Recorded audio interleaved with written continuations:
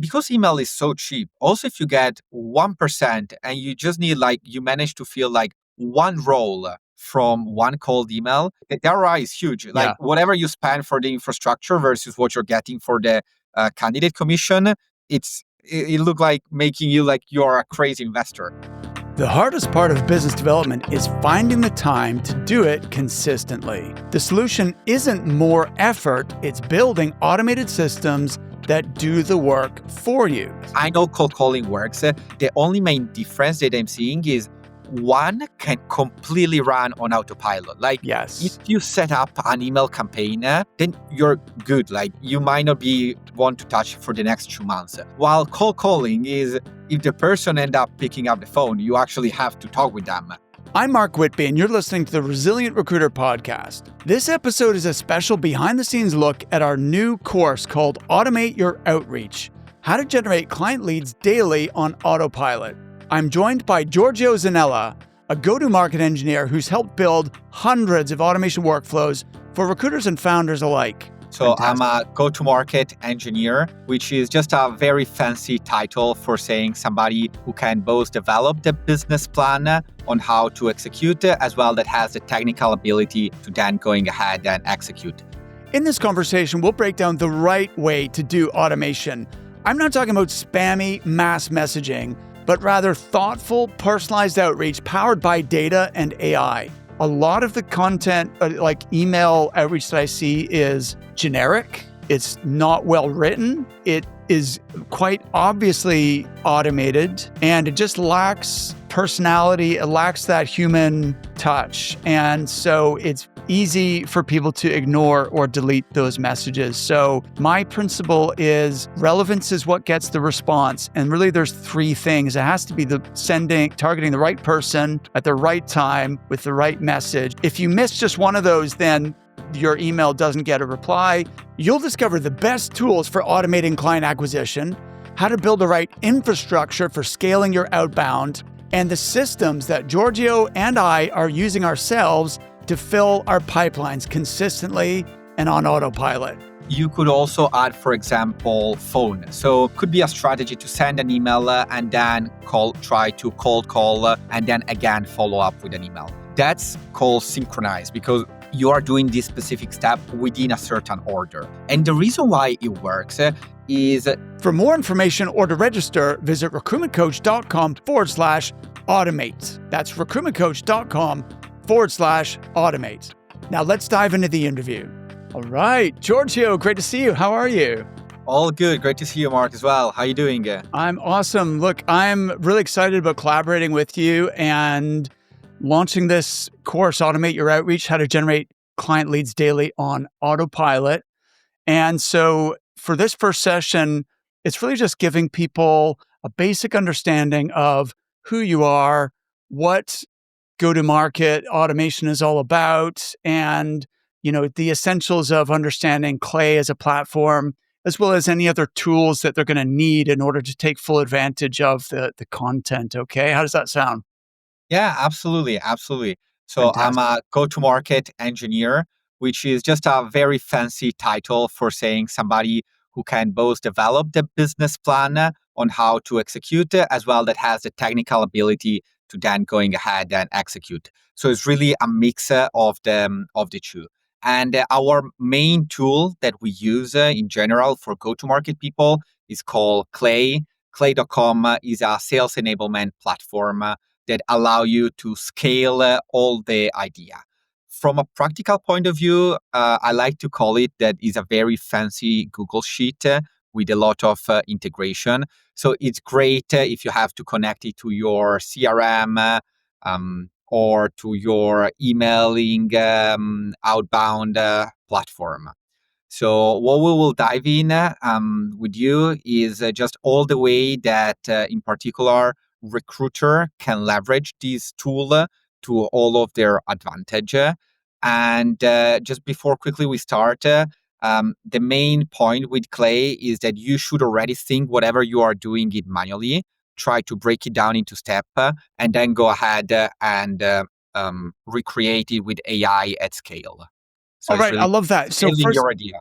Yeah, first key takeaway or concept is that whatever you're currently doing manually from a business development point of view is work out what are those steps and then let's try and recreate them leveraging Clay and AI at scale. That's a brilliant way of thinking about this. Let's just take a step back for a second. Giorgio, what is your background? How did you get into this? Yeah, so I mean, I've always been very passionate about entrepreneurship, and I had initially an idea of creating a chatbot and selling it to e-commerce store. So after creating a chatbot, of course, I had to find a way to outreach to this e-commerce store and make sure that they were buying my product. And so I started to get a lot into outreach. And as soon as you start to get into outreach, you realize the potential of Clay. And so I dive from outreach into Clay. And now I still do a lot of outreach, but it's just one of the many functionality of Clay. All right, fantastic. That's great to know. And I understand you're originally from Italy, but you're in New York at the moment. Why are you going back and forth between the States and Italy? Yeah, absolutely. So, I mean, I love to travel. I'm quite lucky because the majority of my work is really online. So, here in the States, I'm based out of the Clay office, which, of course, is the best place to be if you like to use Clay. But as well, I also love my country, so I try to go back as much as possible. All right, awesome. That makes total sense. So you're in the Clay offices. I didn't realize that. That's pretty cool.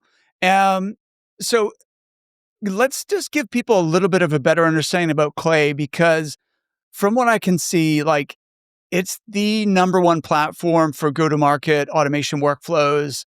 And like it seems like all of the major AI companies as well as the SaaS companies are using Clay. So for example, OpenAI, Perplexity, um, I'm trying to think of who else, Dropbox, Canva.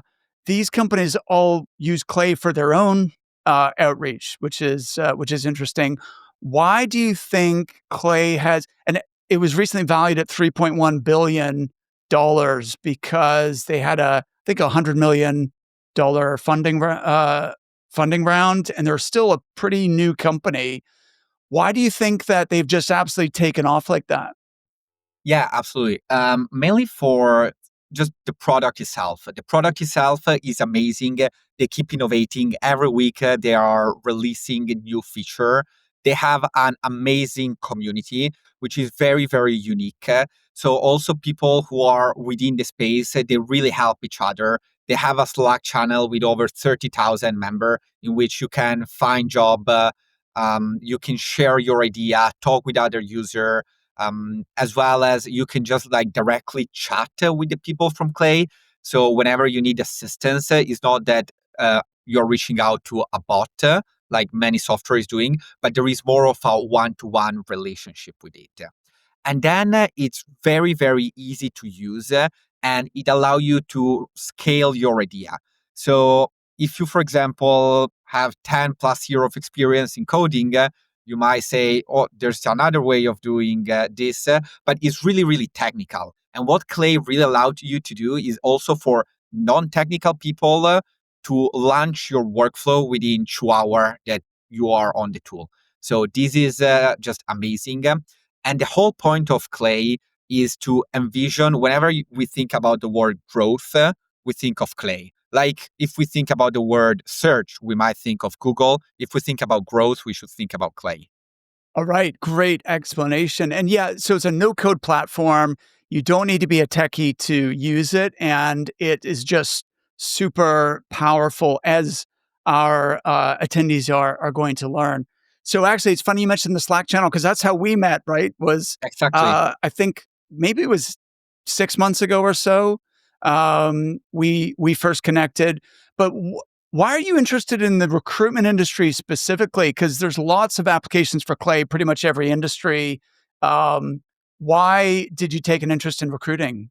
Yeah, absolutely. Because I have been talking with some recruiters a while ago, and I think just accidentally they were I was generally very interesting about the role of recruiters in general.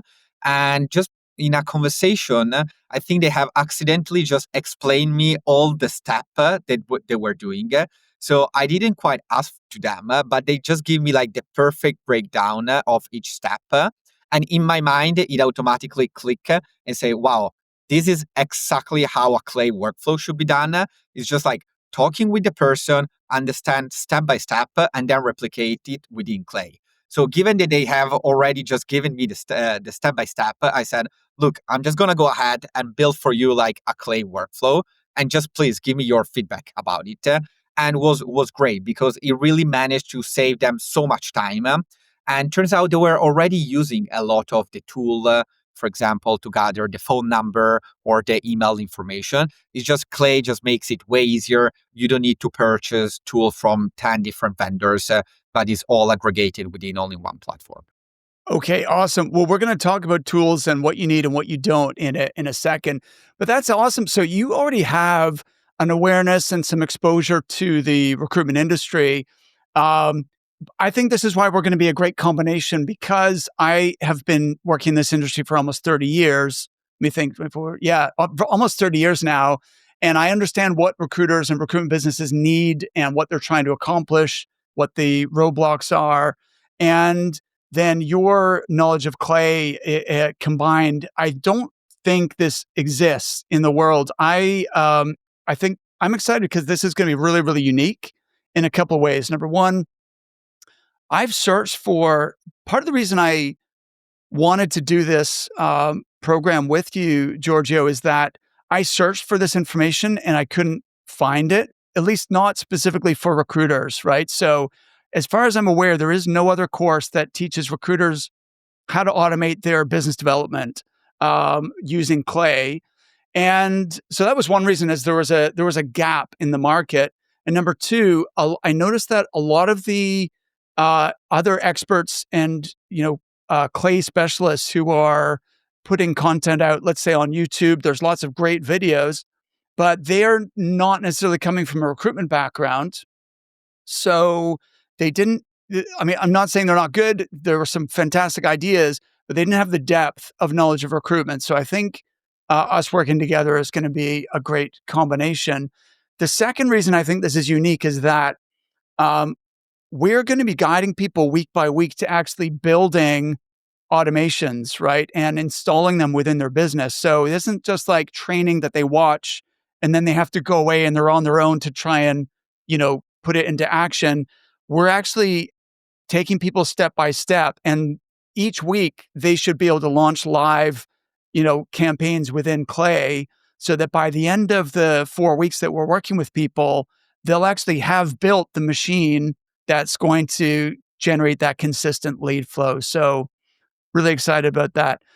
You mentioned that Clay replaces the need to have 10 different tools. So, I guess first and foremost, we need to explain it, in order to take full advantage of this training, people do need to purchase Clay, right? That's the one tool which is essential for us to be able to go on this journey with them.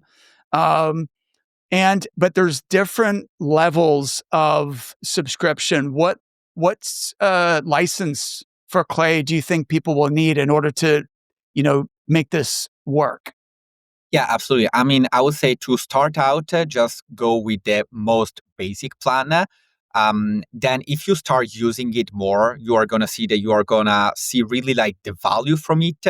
And so I would say to go with the second tier. And then only if you really want to scale it even more and connect it directly with your CRM, then you should go for the Pro plan, which offer the CRM integration. Yeah. But I would honestly do just like one step at a time. Yeah. And while you're doing this, you might realize that it's true, you're spending more money through Clay. But if you don't have a yearly contract with other vendor, this is going to be amazing because you can just unsubscribe from other vendor and put the tech spend that you would have given to other lead generation platform directly into Clay. Okay, fantastic. That's 100%. So for example, now are there any other tools that they will also need alongside Clay? So for example, presume they need some kind of sequencer that is going to actually send emails, for example, and potentially they might need something for LinkedIn outreach as well.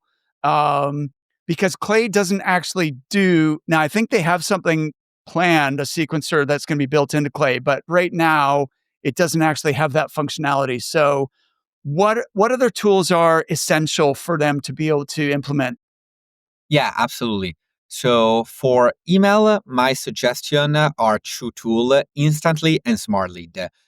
I would suggest Instantly if you are just trying to scale it and you've never run a big campaign before. While if you are a bit more professional and have already run campaign before, you should go for Smart Lead. While when it comes to LinkedIn, the best Hold tool. on, let's just press pause on that, Giorgio, because I wanted to agree 100%. So when I started implementing Clay, I hired an agency to set it up for me, and that's a they were good. They were very good, but that's a expensive way of going. Um, Now they set me up on Smart Lead because they believed that was the best in class. But the problem is then when I took it over and we started doing it internally, I didn't find it as user friendly. So we switched to Instantly, which is just very intuitive and simple to use. Yeah, exactly. I 100% agree with you on this definition. So Instantly is much better, much more user friendly. But at the same time, I also agree with the decision of the agency to go ahead and use Smart Lead, because if you're then really trying to like scale it up, is a much better tool. But your definition is perfect. Okay. So what if people, because what I find a lot of our clients will already have a kind of mishmash of other tools and they may have already kind of be up and running. So if they already have another platform, let's say they're using Lemlist or they're using reply.io or some other sequencing tool, will those work as well with Clay? Yeah, actually, Lemlist is another great tool to use. So yeah, absolutely, they will work. Okay. Um, So Clay it's really integrate with agnostic as far as exactly, like the integrations are almost limitless, right? exactly. Okay. So they will need Clay, start off with a basic license. Um, they will also need an email uh, sequencing tool, potentially Instantly. If you don't already have one, then choose Instantly. If you already have another one, then it should be fine. Feel free to reach out to us and double check. Um, so then let's talk about LinkedIn because what I find, Giorgio, is that typically we get a much higher response to LinkedIn messages than we do to cold email. Why do you think that is, by the way? Yeah, I mean, this is quite funny. So LinkedIn is actually my favorite tool as well for outreach, and it's due to the fact that LinkedIn is really like is a one-on-one conversation. It's connected to the person. So if you are sending me a message on LinkedIn, I know Mark that is you. I can see your face. I can see your entire history, and I know it's you. Is it's warmer. Is a closer connection. While Right. if you send me an email, I know it's you because I know you personally. But at the same time, I don't know if it's like exactly you. You might have like multiple email.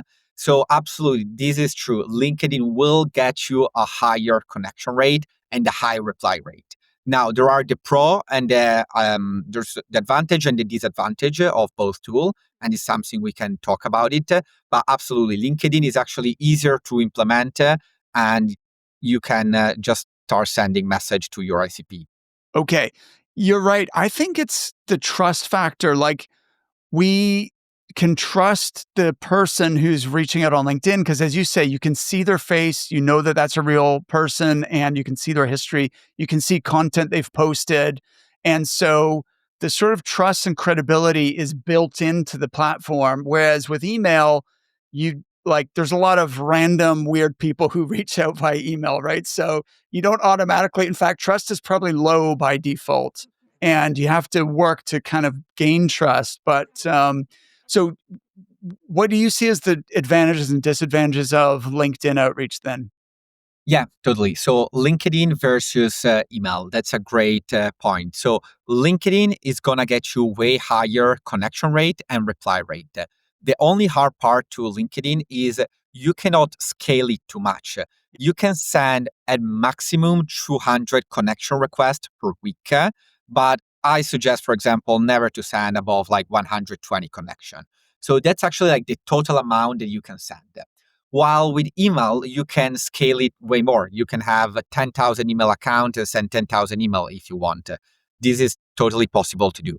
So on one side, you have the one-on-one conversation that you have with the person, but you are capped by the amount of message that LinkedIn allow you to send. And on the other side, email is just a matter of like scaling up the infrastructure. So you're going to have a lower reply rate, but you can just increase the volume. So it's really depend on you. Okay, that all makes total sense. I agree 100%.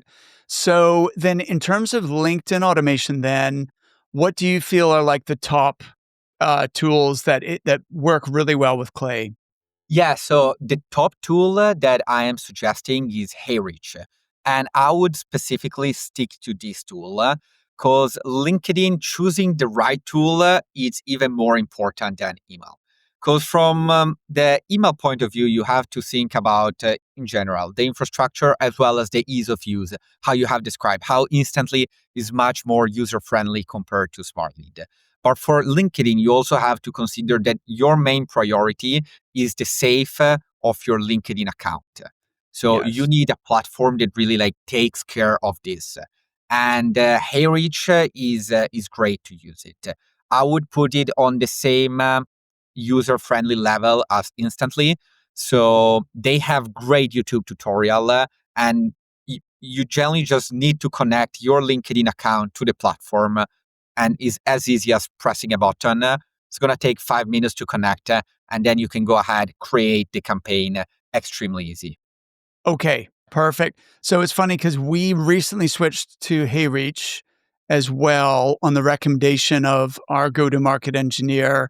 I think that seems to be the favorite of GTM engineers for the reasons you said. However, I know a lot of our clients are already using Dripify. Is that going to work as well?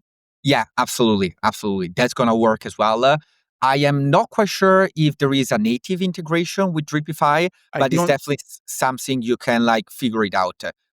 Yeah, exactly. I think that might be the main reason we switched to HeyReach is there are more native integrations but you can still connect it with Zapier or some other tool, right, to pretty much anything.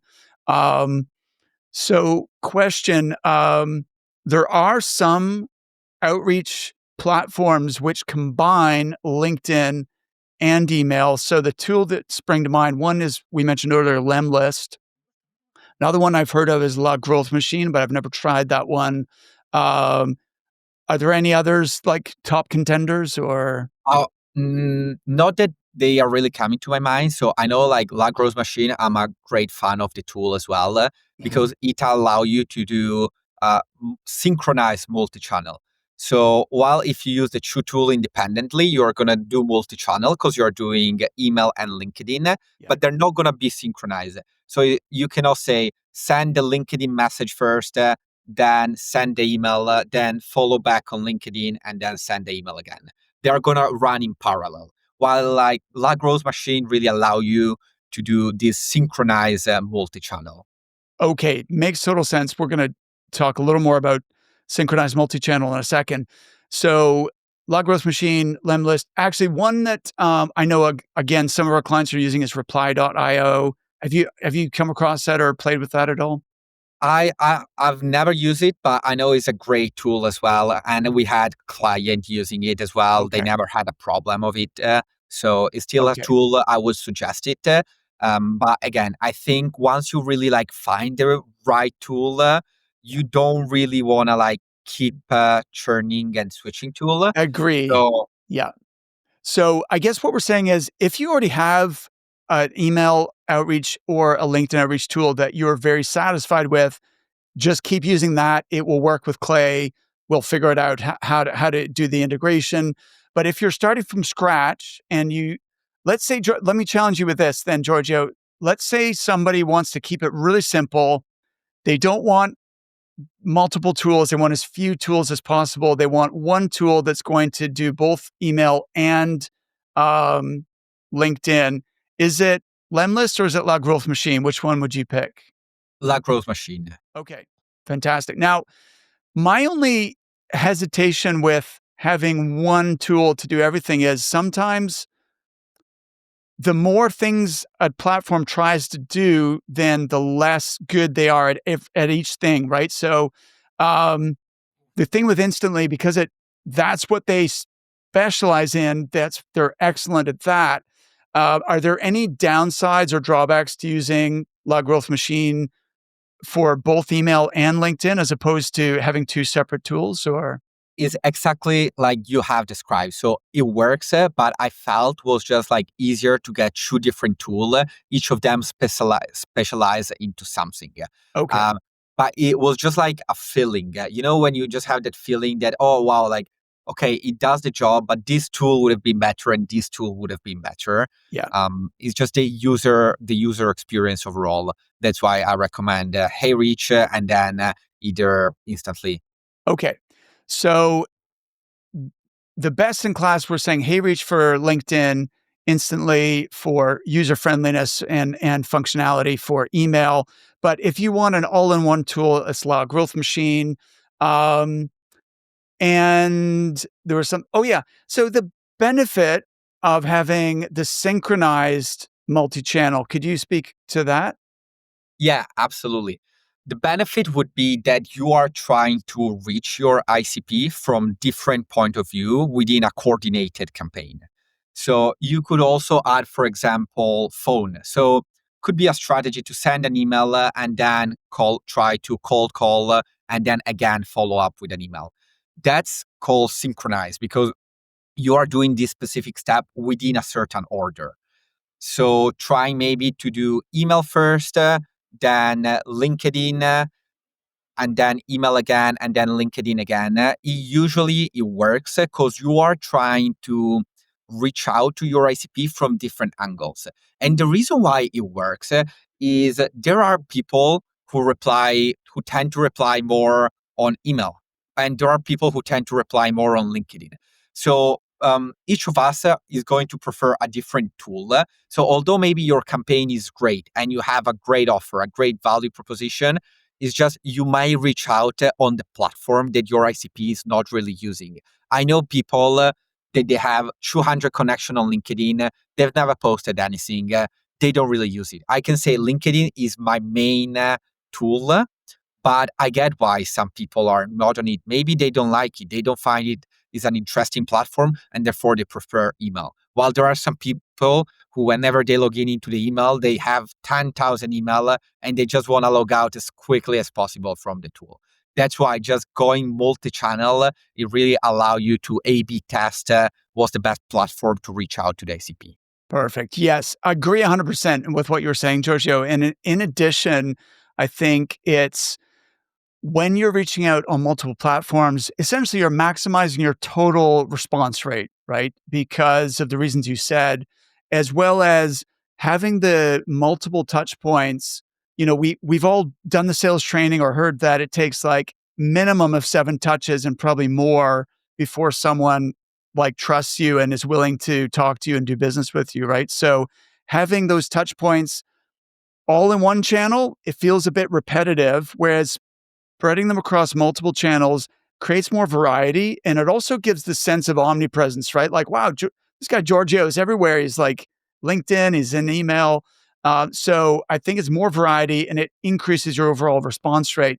The other benefit of the synchronized outreach is that if someone responds in LinkedIn, it's going to stop the email from going out as well, right? Whereas if you've got separate email and LinkedIn outreach and someone responds to the LinkedIn, you or maybe your assistant needs to remember to go into the outreach tool on email and just remove you, like stop the sequence to that contact. So it's a little bit more manual to have two different tools. Does that make sense? Yeah, absolutely. And I agree with you. So that's the benefit of the coordinated aspect of it, Yeah. especially if you're trying to like really scale up those campaign and you're going to have 10,000 people into it. That's where it really become like the challenge. Because you need to be inside all the day and stopping one lead from one campaign, pausing it. So that's the really like big advantage of the coordinated multi-channel. Okay. Now, can you scale La Growth Machine to the same extent as Instantly? I had the impression that there was more limitation as far as how many domains you could use and that sort of thing. Yeah, it's harder to do it. And also you have to take into consideration that let's say if you're doing a coordinated outbound between LinkedIn and email, and let's say that on LinkedIn you can only send like 120 connection per week. Also on the prior step on the email, you cannot send 10,000 of them. It has to be Right. like the same amount. That makes sense. Yeah, that makes sense. Okay, and you mentioned phone calls. Now, we actually did a previous course called Cold Calling Confidence, which was really popular. Recruiters traditionally have been oriented towards the phone, right? And so now, not the younger, newer recruiters necessarily, but the older recruiters are more familiar with the phone. And this stuff we're talking about is less familiar. And we want people to do both, right? We want to combine the best of both worlds. Do any of those platforms allow you to program in the phone call, like a prompt to call the prospect in that coordinated campaign? Are we talking about Clay or are we talking about the outreaching Oh, any of platform? the above. I don't know. I'm trying to visualize how it would work. So, like, the thing with if you're doing this kind of automated outreach at scale, trying to keep track of who I need to call on what day, that's becomes a challenge. So I want the platform to just tell me, okay, these are the people I need to call today, right? Because they've already had the two steps before. They've had a LinkedIn, they've had an email, and now if they haven't responded, it's time to call them. Does La Growth Machine tell me that, or does Clay tell me that? How would I know when I'm supposed to call those people? Yeah, absolutely. So I don't think La Grosse Machine is allowing you to do that. With Clay, there are certain filter for which you can just really like insert and are gonna first allow you to get the phone number, which is something that we can talk about. And then you can put some more of like formula and then get notification or whenever you have to call these certain people. But here I think we are talking about like something which is like also like even more advanced. And my best suggestion is really just like start out like doing one. So my suggestion would be create an outbound into text first, so that while your email are running, you can also go ahead and call. Because we have touched on cold calling, and Yes. I know cold calling works. It really, really depends from I would say the age group. So I can also tell you from my personal experience. I don't reply to people that I don't know my number. I am very skeptical into that. But with that being said, I know it really can produce a lot of result. The only main difference that I'm seeing is one can completely run on autopilot. Like if Yes. you set up an email campaign, then you're good. Like you might not be want to touch it for the next 2 months. While cold calling is if the person end up picking up the phone, you actually have to talk with them. Right. So Yeah. it's It's high one is effort yeah. and it's not it's harder to scale, right? You'd need to hire a sales team if you wanted to scale it. But if it's a small business and it's the owner that is primarily doing the sales, then it's high effort, it's manual, and it's hard to scale. But I guess in an ideal world, and it also probably depends on maybe you have different tiers of prospects, right? So maybe your top tier prospects, we call it Dream 100. So like your, the top accounts that you want to break into, maybe for those ones, you also do the phone calls. And for the other ones, you just let them run on autopilot, but they don't necessarily get a call, right? Yeah, absolutely. And using Clay, we have also done some outreach in which to our top tier 100, we were also getting the address information of the office and sending like a written letter, a handwritten letter. Love it. Yeah. that works. Again, is it scalable? Not really. Is it scalable for like 100 prospect? Yes. And Yes. especially if you really care about what's the chance that they're receiving like a lot of, they're going to receive other phone call, they're going to receive other LinkedIn message, other email. But what's the chance of that they are receiving like 10 written letter per day? Right. I've never heard anyone receiving Yeah, 10. no, exactly. That's Like, absolutely going to stand out and get their attention for sure. All right, awesome. So, focusing on tools again for a second, what about data sources? So, I know that Clay has built in this waterfall for sourcing email addresses and even phone numbers. Could you first of all explain how that works? But then, like, do I need to have subscriptions to other data providers and plug the API into Clay, or can I just use Clay credits to get those phone numbers and emails? yes, absolutely. So Clay has built this waterfall enrichment, which is actually one of the features for which I would say they gained the majority of the traction in the market, especially 2 years ago. And what the waterfall enrichment allow you to do is to gather information about all of these different data provider, but without having the subscription to them. So let's just going back into the step of let's describe it how we are doing it manually and then how we can replicate it at scale. Like if you want to gather this information manually, you need to have multiple subscription because I might find your email, let's say, into Apollo, but I'm not going to find it into RocketReach or Lucia.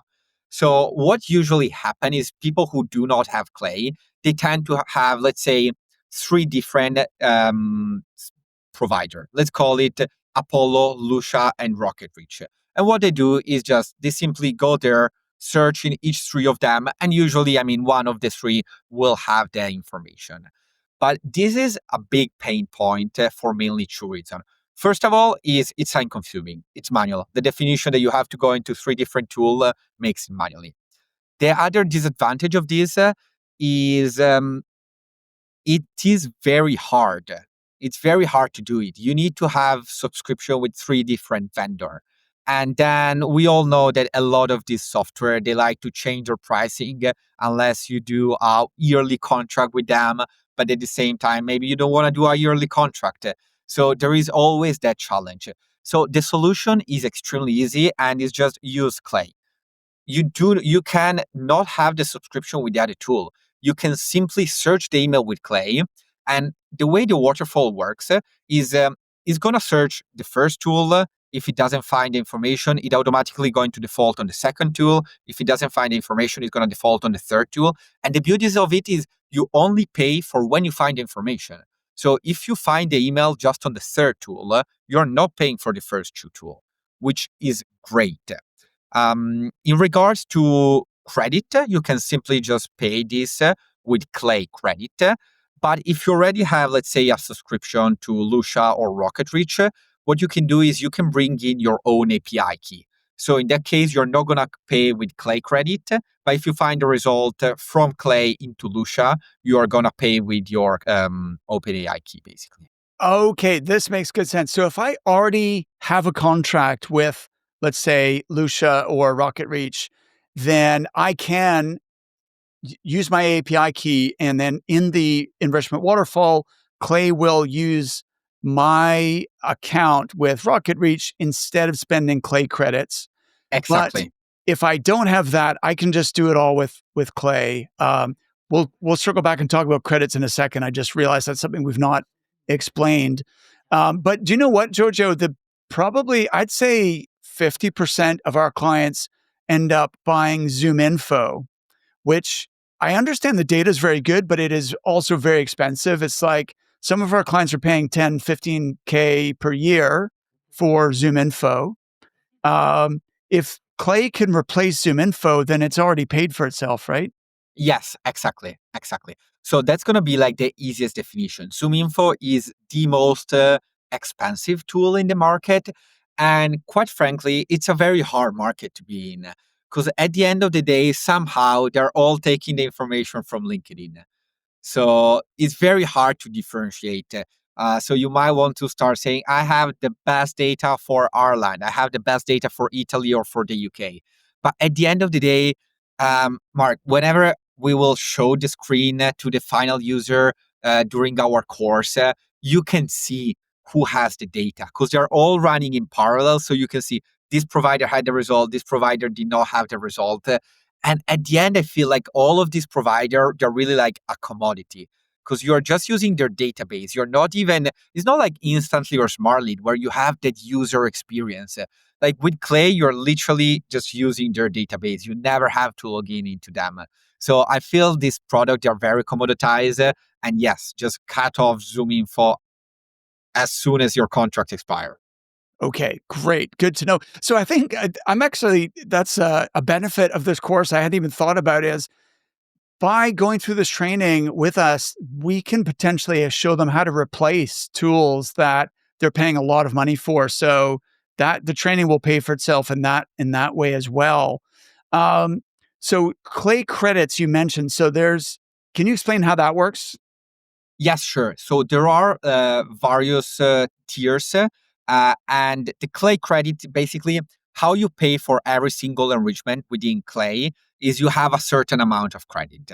Of course, the more credit you buy, the cheaper it's gonna be for a per unit cost.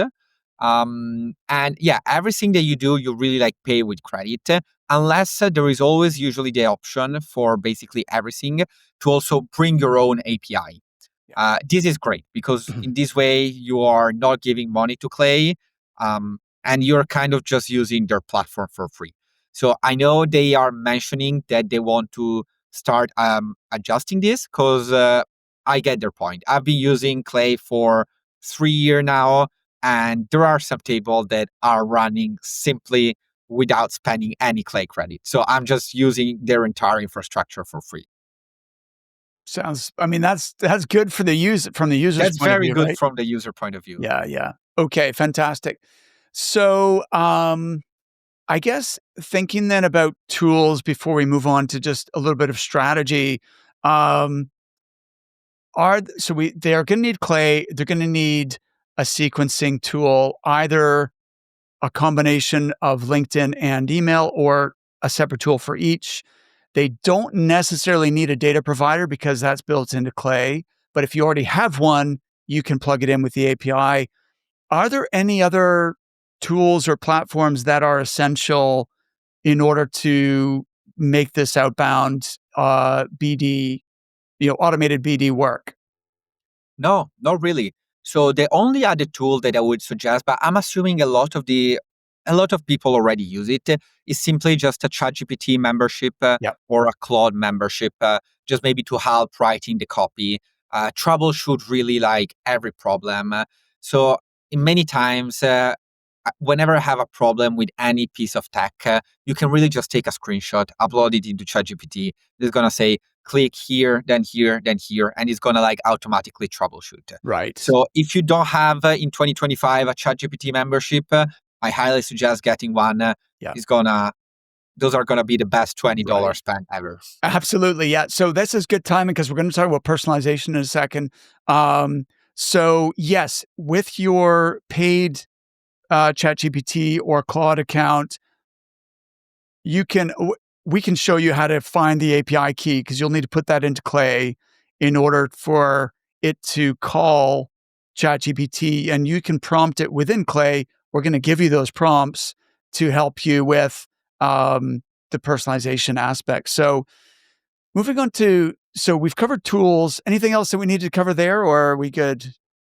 No, we are good. There's Okay. no much more tool that we need to integrate. Like Yeah. this quite easy tech stack is really functional. Great. I like it. Clean, simple. So let's talk about strategy then. So first of all, actually, let's leave personalization till later because I think one question is um, thinking about cold email. Now, I will say, Giorgio, I believe that um, cracking the code of cold email is difficult. And many people fail to make it work. And that's what we want to fix, right? With this training. Um, Why do you think it's so hard to get, a good response to cold outreach via email? Sure, it's just hard by definition. So many people are sending email because it's the cheapest infrastructure to really like scale up. Yeah. I mean, try to call 10,000 people up per day. You're gonna need a big team of people. Yeah. But with email is different. You can just buy more inboxes, and you don't need any other tool. You just need more inboxes, and you can ship those. So that's very hard. Then there is the problem of whenever you're sending email, you're kind of always fighting against Google and Microsoft, who, if the copy is not great, they want to keep you out from the inboxes, so they're going to mark you as spam. So email is a whole art itself. The copy is very hard because just because you're reaching out to someone doesn't mean that they're going to get a response unless you're reaching out to the person at the right time with the right messaging. Yeah. Okay, great point. So one, you mentioned delivery is a challenge. Um, Now, the good thing is the tools that we've talked about earlier are going to um, help you to get the best possible delivery, right? We'll talk about infrastructure in a minute here. So delivery is a challenge, but then, as you mentioned, competition for people's attention is challenging because people get so many emails, and because it's so easy and relatively cheap to send emails, then there's a lot of people blasting out. Um, I would say poor quality outreach. And so this is both a challenge and an opportunity, Giorgio. So the challenge is you can get drowned out, right? Your email can get lost amongst all the garbage that people are getting. On the other hand, if you do it properly, that's an opportunity to really stand out, right? From your competitors or other vendors who are trying to get you know, the calendar space with these decision makers. So I think what I see is a lot of the content, like email outreach that I see is generic. It's not well written, and it is quite obviously automated, and it just lacks personality. It lacks that human touch, and so it's easy for people to ignore or delete those messages. So my principle is relevance. So relevance is what gets the response. And really there's three things. It has to be targeting the right person at the right time with the right message. And if you miss just one of those, then your email doesn't get a reply. If you nail all three of those, then you're going to get replies to your cold email. Um, Anything you would add to that? No, I agree with you. It has to be personalized. So many times about the timing, we can talk more about signal in general. I Yeah. know our fourth lesson is going to be like specifically about signal, but in general with Clay, you can track all of the signals. So I can know if you just had a promotion, and I can send you over an email mentioning the promotion, just making you a compliment about the promotion. So there are quantitative measurement also for like right timing. But overall, it could happen that sometimes you just have to be luck with time. Maybe they are looking for someone and they have talked about internally. They really need this new candidate. They really need this new developer. And they're about to open the job position. And if you can reach out to them at that point, then it's going to be very, very valuable. Compare is they already have interviewed 10 candidates. They already have 3 candidates in the final stage of the interview. And you're now trying to push your candidate. It's like, you can do it, but it's just going to be so much harder at that point. Great example. Absolutely. So, realistically, what is a good response rate to cold email? I know this is a hard question to answer, but like you've seen tons, like you've built 1,000 clay tables and you've worked on a lot of different accounts, enterprise accounts. What's regarded as like average, better than average, and below average? Yeah, so about this, I'll have to say I'm not gonna like look exactly at the number simply for one reason. It depends from the volume. It Okay. just depends from the volume. So response rate is just the percentage of people who have responded over the people that you have reached out to. Yep. So it really depends how much you're narrowing down your ICP. Are you reaching out to 100 people, super, super specific, where you know you have great candidate, or are you just reaching out basically to all the hiring manager just because your infrastructure allow you to do it? So I wouldn't focus too much on that part because it's too generic on the type of campaign that you're trying to do. Okay, makes sense. I understand it is going to vary by type of campaign, but at the same time, to have a benchmark to know whether my campaign was successful or whether we need to go back to the drawing board and redesign it or whether it worked and we need to scale it. What's the point at which you'd say, yes, this is a good campaign. Let's roll. Yeah, so I mean, I would say also quite low. So between 2 and 5%, Mhm. it's a great benchmark. And then another great benchmark is deliverability. So sub 3% of bounce email. That's Okay. really going to preserve your infrastructure. And just be very aware of out there of all the screenshots that there are, because it's a very, very common practice for people to edit their screenshot in order to sell email services. So again, it's one of those things where I have to really just want people to be aware of this.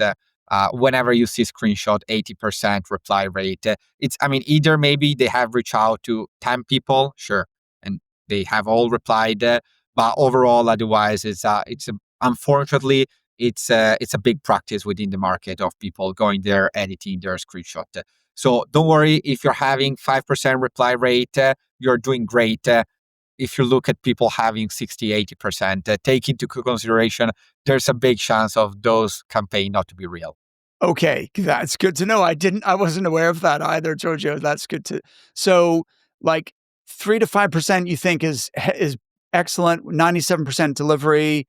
Um, and then at what point what's the kind of number below which you think, you know what, this isn't even worth we need to completely revamp this campaign because it's not performing, like below Yes, I mean, 3% or no, honestly, not really. Because let me put it this way: because email is so cheap. Also, if you get 1% and you just need you manage to fill one role from one cold email, the dollar value ROI that is huge. yeah, the ROI is huge. Like Yeah. whatever you spend for the infrastructure versus what you're getting for the candidate commission, it's it look like making you like you're a crazy investor. So Okay, I would except the thing though, Giorgio, also the size of the mm, TAM, right? Total addressable market. Because if you're only getting, let's say, below 1% response rate, and you have a very small list, then you're going to yeah. go through that list and not get very many responses, right? So, Absolutely. what size of list do people need in order to like m- really get great results with cold email, do you think? Yeah, I will start maybe 5,000 people or Mhm. more. Okay. But then it really depends. So, I mean, if my ICP that I'm trying to reach out to, I can see there's only 1,000 of them within Yeah. the market, I would definitely not reach out to all of them within one campaign. I would A/B test 5 different campaign with 200 people each. And Great. also take into consideration the fact that you can always reach out again to those people if your Yes. offer is valuable. So Yes. if you don't sound like spam, that you are just sending automatic email, like if your offer is genuinely valuable, you have a great people for them, you can always reach out to them again.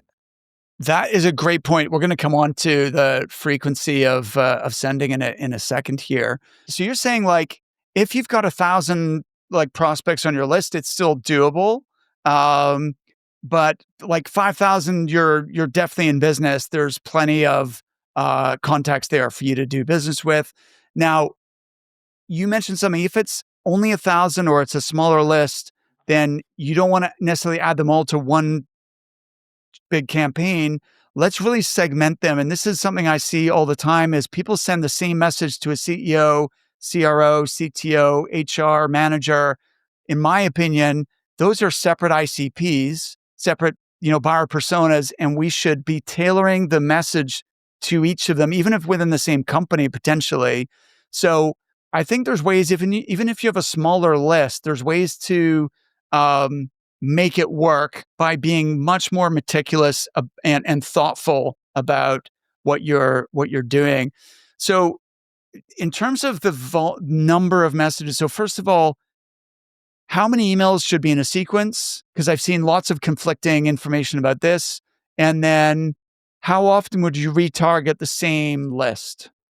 Yes. So in terms of retargeting the same list, I think you can definitely do it like once a quarter, twice per year. But at the same time, it's also depend on how big is your list. I mean, if your list is 100,000 people, I Yeah, would say next full quarter, just like don't reach out to the same person because you didn't burn the entire time within a quarter. right. But let's say if you go ahead, burn the entire time within a quarter, sure, you can go ahead next quarter and contact them again. Okay. About your other question was the how many email Yes. within a campaign. The answer is 4. Okay. So we actually Interesting. like we have the data for it that really like proves, and we actually have it until email number 7. But I can tell you one thing: um, there's less than a tenth of 1% that reply to email number 7, because like Okay. quite realistically is, I mean, what was the chance of like you did not reply to like 6 email and you're replying to email number 7? It's very very low. And with the email, how it works is you can really see like the graph is very easy. It just goes down. So the Okay. majority of people reply on email number 1. Okay. Then there is email number 2, email number 3, and then what we usually do in email number 4, it's we change. So in email number 4, we always just ask, "Hey, Mark, is there another person at your organization that I should get in touch to?" Yeah. So it's actually just like 3 plus 1 rather than Okay. That's 4. a great way of So thinking about it. 3 plus 1. I like that. I guess also it depends on how big your TAM is, because if you have a lot of data, keeping in mind that like now you can infinitely scale, I guess, by buying more mailboxes. We'll talk about that in a second. But do I want to spend that email, let's say, on email number 4, 5, 6 to the same person, which is probably going to get a very minimal response? Or do I want to just send an email to a fresh prospect and probably get a higher response rate? So I think if you have a really big uh, prospect list, then maybe sending 2 or 3 emails makes sense. If you have a smaller prospect list and you really want to squeeze as much response out of a smaller number, then maybe it makes sense to do the 3 or 4 emails. Does that make sense to you? yes, absolutely, absolutely. So there's always also the distinction between providing something valuable, which is, let's say, Yes. I can make you a candidate introduction, I can find you a person, versus an email number 8 is like you realistically sound like a spam. It's like people did Yeah, not yeah, reply yeah, to yeah. you, just move on. It's fine. Definitely. Yeah. So we should clarify, and I actually have a separate course on this, but you don't want every email to be repetitive, because then it does feel like spam, right? So there needs to be variety. And number two is, if we offer some value, and it could be a candidate introduction, but it could equally be some kind of market insight. It could be, for example, a salary guide or something that has value to the recipient. Then again, that changes things up, and it gives them a reason to say yes to you. So it's a softer CTA, but and actually, on that note, we should probably talk about what is a positive response versus a book call, because they're not necessarily the same thing, right? And I didn't realize that when I first started doing this. I thought my calendar was going to get filled up. People would just automatically book into my calendar. And what I realized is usually the response, even if it's someone who's interested, they're not going to necessarily straight away book a time in your calendar. They're going to reply to the email, and then you or your team need to follow up and get that call booked, right? So that's where you and your team need to know how to close and get the appointment. So you send out the cold outreach, somebody responds, and interested, but they're still on the fence. They're not super committed to you, right? Because again, the trust is low. They don't know who you are, but what you said piqued their interest. They want to learn more. And so they reply and say, "Yeah, tell me more," or "Yes, I'm open to, hearing more about this." Now we need to probably at that stage, that's a good time to get on the phone, call them and get an appointment booked, or minimum is respond to their email immediately and try and get that date and time booked. But that's where the salesmanship comes in. Is this outbound campaign is going to generate a lot of warm leads, but you still need to do a little bit of work to convert those leads into booked calls. Agree? Yes, absolutely, absolutely. So we can say it's autopilot, but realistically, is not that as soon as you start, you're gonna have your calendar fully booked. Like everybody just wanna talk with you because you're gonna be like the best one in this planet. There's still a lot of work involved, and actually, the how quickly you respond it really really impacts. Because Yes. what happened many times with email, you have to treat more email like message. So if I send you a message, maybe like you usually like reply quite fast, while email is just like natural that people take a couple hour, 1 or 2 days to reply. But Yes. if you manage just to reply as fast as possible, the lead is still entertained. The lead still remember about you. Or what can happen is if you send me Mark an email, Yeah. there's usually like your signature with your phone number. Just pick up the phone and call them at that point. So Exactly. Exactly. If you reply within an hour versus if you reply within 24 hours versus if you leave it longer, the response rate, like the likelihood of booking the appointment drops off dramatically. They just go cold. Like they started out warm, but they cool off after a few days and they even forget that they replied to your email, right? They forget who you are and what it was regarding. And then it's harder to get it back on track. Let's talk about infrastructure, Giorgio, because this is another thing that a lot of people aren't aware of is that they need to have multiple domains and multiple inboxes. You absolutely do not want to use your primary domain that your website, like that matches your website address and your main email address for cold outreach. Could you briefly explain why? yes, absolutely. So this is going to be the most technical part, and I'm just going to try to make it not boring, Okay. but it is important. So just briefly before we talk about the domain part, I can tell you if you do LinkedIn, you don't have to worry about that Right. part. It's easy. It's Yeah. from clay to the message. While when it comes to domain and to email outbound, you also have to take into consideration infrastructure, which is a very sensitive topic because of course your final goal is first of all to end up in the inbox. So regardless even if the person is replying to you or not, that's going to come in the second step. The first step is to land in the inbox and not into the spam. So the way outbound works is you never want to send email from your primary domain. Your primary domain is the one connected with your website and is just the one, just take your regular email, everything that is after the at, that's going to be like your primary domain. We are going to connect similar domain to it. So domain that have a slightly different variation. So let's say my domain is Zanella, just my surname. I can do at tried Zanella or Zanella Italy or anything like relatively similar to it. And you can also redirect so that whenever people are searching for that, it can automatically redirect to your main domain.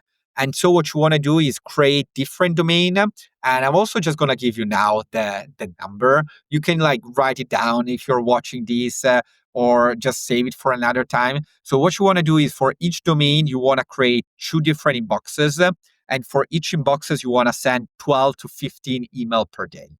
So that is just like the math. With Okay, tools wait, such as let me pause there yeah, for a second because this is new information to me. So I'm learning as well, which is awesome. So why two inboxes per domain? Why yeah, not sure. one or three? So I mean, you can do also three.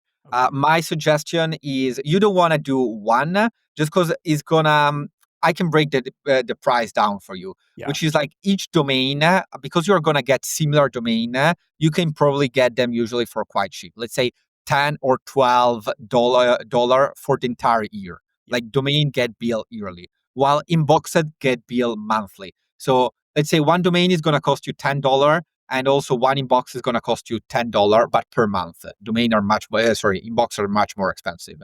So the reason why you want to limit the number of inboxes to domain is that if one of your inboxes goes to spam, all your domain is at risk, because it's like domain and then there is the inboxes. So everything that is sub the domain is going to get flagged as spam. So let's say if you have one domain and you connect 10 inboxes to it, and then two of them start to go a lot into spam, and somehow they get banned, you are risking also for the other 80 boxes. Got it. So it's just like a layer of separation. Okay. So it's just balancing the cost of having multiple domains versus the protecting each domain so it's not likely to get flagged as spam. That makes sense. But now the number of emails per inbox, that surprised me because I thought it was like between 40 and 50 a day was safe, but you're saying 12 to, what did you say? Yeah, I mean, it's usually like 12 to 15. 12 to 15. Technically speaking, Gmail, you can send up to 50 email per day, but it's something like you should never do. Like that's the quickest way to get your account banned, basically. Okay. So That's good to know. you can do it, but then I wouldn't be surprised if, let's say, after 3 or 4 months, your account could get banned. Okay. So yeah, technically speaking, like the technical limit is 50, but we have, I mean, sent hundreds of thousands of email. So I can tell you between 12 and 15, we've been having account inboxes for like 2+ years.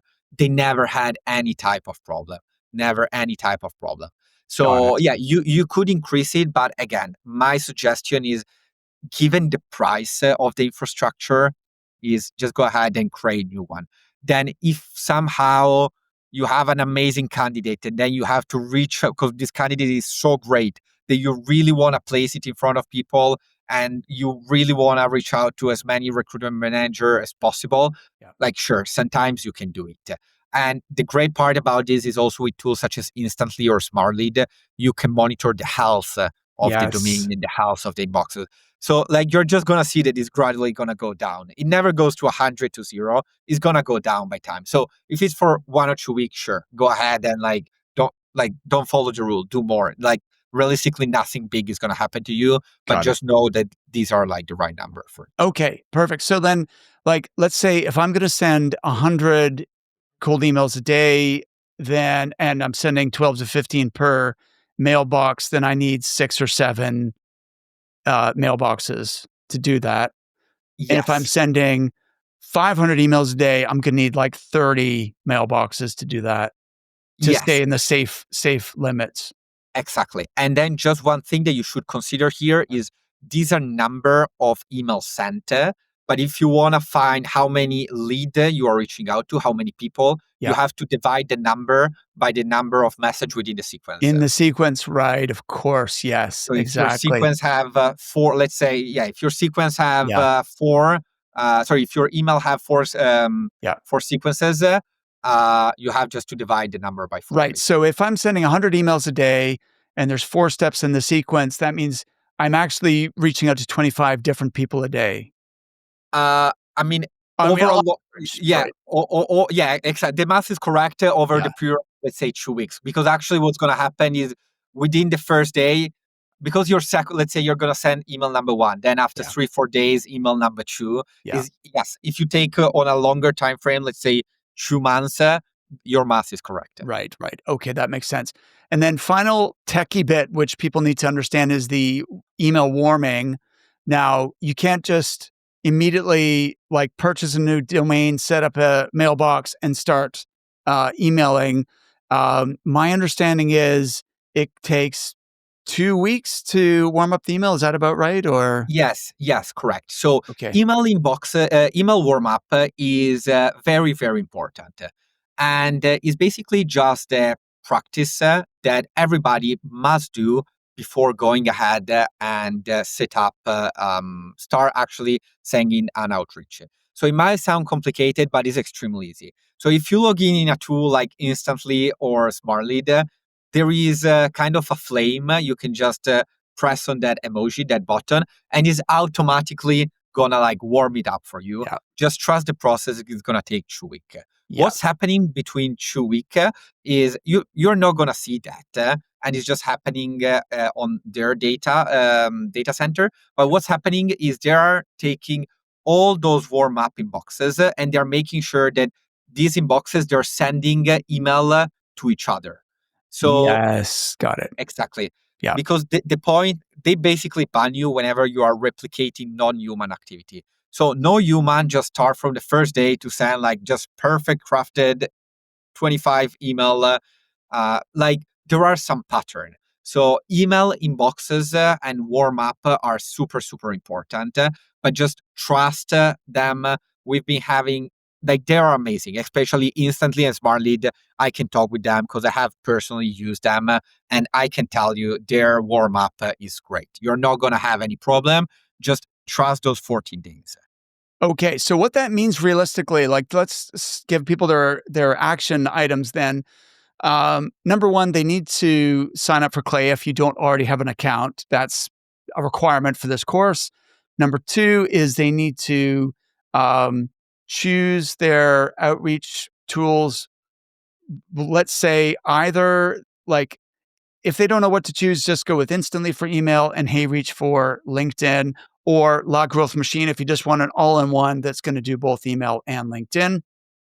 And then they need to register their alternative domains. So, like on whatever, it doesn't really matter the provider, right? Any domain registration platform. And so, to give an idea of the kind of domains you're looking for, they're very similar to your website address. So, for me, I've got my main domain is recruitmentcoach.com. So, I've got things like Recruitment Coach Group, Recruitment Coach Global, Recruitment Coach Live, Recruitment Coach Web, Team Recruitment Coach, Top Recruitment Coach, etc. You get the idea. So they're variations so that it's recognizable as your brand, but it's not going to damage the sender reputation of your primary domain, which we need to protect at all costs. Then set up those inboxes, 2 per domain. Now, if someone's just kind of getting started, how many inboxes do you suggest they get rolling with? I would suggest to start off with 3 domain and 6 inboxes, or 4 domain and 8 inboxes. Okay. Because the beauty of all of this is pretty cheap to set it up. Yeah. So I would just say just start small. Also, don't worry about like all these different tools. Just like get one again, get Instantly just to start out and just start testing it. Once you see it's easy, then it's going to be like a no-brainer to scale it up even more because it's very easy to see the result and track the result that you're getting from it. That's the beauty of this, right? It's very measurable. So you get Yeah. instant feedback. You know what's working. You can adapt and iterate, and you're able to quantify the results that you're getting from your campaigns, which is something I love. It's quite addictive to see, like, refresh and see the positive replies for the day and that kind of thing. Um, so awesome. They need to get and this is key. They need to start warming those email inboxes as soon as possible, because although you can build the campaigns as we go along here, you won't be able to launch until it's been warming for 2 weeks. So just keep that in mind that, like, 2 weeks from when you start warming those inboxes, that's when you can start sending the emails. Okay. Um, Giorgio, is there anything else, any other basics that are important for people to understand before we dive into the first training session? No, not really. I think we have covered everything. Um, it's it's not that hard. You just really have to be familiar with this platform. But at the end of the day, again, like really, Clay Instantly and HeyReach is the all infrastructure that you need. Fantastic. So, guys, I realize that depending on how much experience you have with cold outreach, this might have seemed quite basic, or it might have seemed like, whoa, this is quite overwhelming. The key is to keep in mind that if you're building from scratch, we are going to literally like handhold you and build this step by step with you. Or each week, you're going to make further progress, and you just trust us, trust the process. You're going to become familiar with it, and these tools are relatively user friendly, which is why we like them. And if you are more sophisticated, more advanced with this, then you're still going to learn a lot and get value from this process. And in your case, it's a question of how can you improve, right? What can you add that's going to enhance the results that you're already getting? So I'm excited, Giorgio. Thank you so much today, and I'll see you on the next session. Of course. Looking forward for the next session. See you, Mark. Thanks, Giorgio. Thank you for listening to The Resilient Recruiter. I know how busy recruiters are, so I'm honored that you're investing this time with me each week. I don't take your attention for granted. That's why I'm going all out to deliver value for you here, real insights you can apply to improve your business. And if you really want to help me to reach a wider audience and impact more people, please consider leaving the show a review on Apple Podcasts. And if you leave me a review, please reach out and let me know so I can thank you personally. Please hit the subscribe button, and I'll see you next time.